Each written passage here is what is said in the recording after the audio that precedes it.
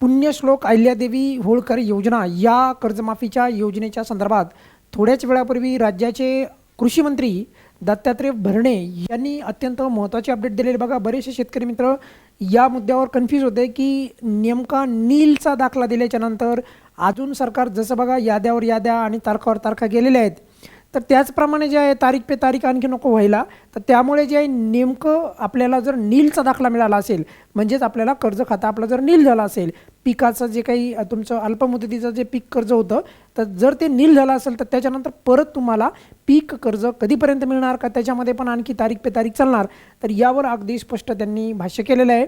आणि त्यामधून बरेचसे शेतकरी मित्रांच्या मनामधला जो संभ्रम आहे की नेमकं नील खाता झाल्याच्या नंतर कधीपर्यंत कर्ज मिळणार यावर त्यांनी अगदी स्पष्ट त्यांनी भाष्य केलेलं आहे. आणि त्यांनी काय म्हणलेलं आहे ते आपण जाणून घेऊयात. त्यांनी पहिल्यांदा तर सांगितलेलं की कर्जमाफीनंतर दुसऱ्याच दिवशी आहे तुम्हाला नीलचा दाखला मिळणार. म्हणजे समजा आता बघा आपल्याला माहिती आहे की जवळपास मागच्या एक दोन दिवसापूर्वीच अपडेट आली होती की ज्याच्यामध्ये 5,000 कोटी जे आहे वितरित केलेले आहेत, तर तेवढ्या लाभार्थ्यांना म्हणजे 5,000 कोटी जे काही रक्कम गेली आहे, तर त्यानुसार बघा जवळपास 6,22,000 शेतकऱ्यांना लाभ मिळाला. आणि त्या लाभ मिळालेल्या शेतकऱ्यांना दुसऱ्या दिवशी बघा, जर तुमचं नील खातं झालं असेल दुसऱ्या दिवशी म्हणजे कर्जमाफी समजा तुम्हाला आज मिळाली, तर दुसऱ्या दिवशी काय होणार, तुमचा नीलचा दाखला मिळणार. म्हणजे नील म्हणजे तुमच्या ज्या कर्ज खात्यावर तुमच्या खात्यावर पीक कर्जाच्या त्या खात्यावर झिरो कर्ज आहे असं त्याचा अर्थ निघणार. म्हणजे बँकेकडून तुम्हाला तो नीलचा दाखला मिळणार. पण त्याच्यानंतर तुम्हाला कर्जमाफीसाठी कूलिंग पिरियड ज्याला आपण काय म्हणतो की कर्ज खातं नील झाल्याच्या नंतर किती दिवसाच्या नंतर कर्ज मिळणार आहे त्यामधला जो वेळ असेल त्याला कूलिंग पिरियड म्हणतात.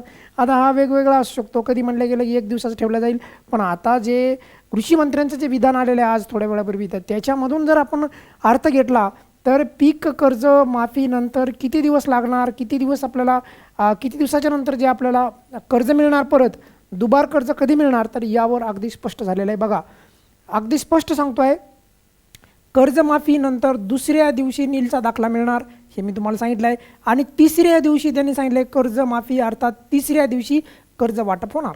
म्हणजे लक्षात आलं, पहिल्या दिवशी म्हणजे समजा तुम्हाला आज जर का आता ऑब्वियसली आज तर नाही कुणाला लाभ मिळालेला, पण मागच्या 1-2 दिवसापूर्वी मिळाला, पण पुढच्या पण याद्या येतील त्याची अपडेट देऊयात आपण.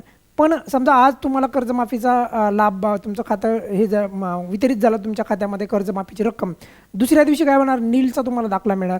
आणि त्याच्यानंतर तिसऱ्या दिवशी तुम्हाला कर्ज वाटप केलं जाणार, पीक कर्ज तुम्हाला मिळणार.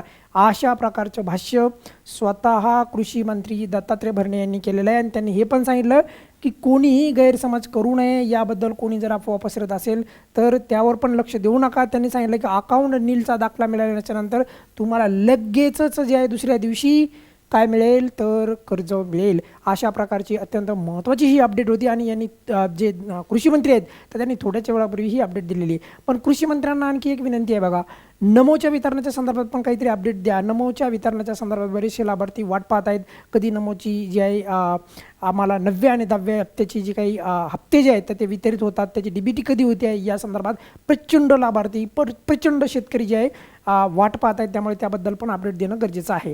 तुर्तास ही अत्यंत महत्त्वाची अपडेट थोड्या वेळापूर्वी त्यांनी माध्यमांशी संवाद साधताना दिलेली माहिती होती, तर हीच माहिती तुम्हाला देण्याचा प्रयत्न केलेला आहे. इथून पुढे पण ज्या पण काही माहिती येतील कर्जमाफीच्या संदर्भात शेतीच्या संदर्भात तर नक्की आपल्या चॅनलवर तुम्हाला खात्रीशीर पद्धतीने मांडल्या जातील किंवा तुम्हाला ते अपडेट देण्यात येतील. या व्हिडिओमध्ये आपण इथेच थांबूयात. धन्यवाद.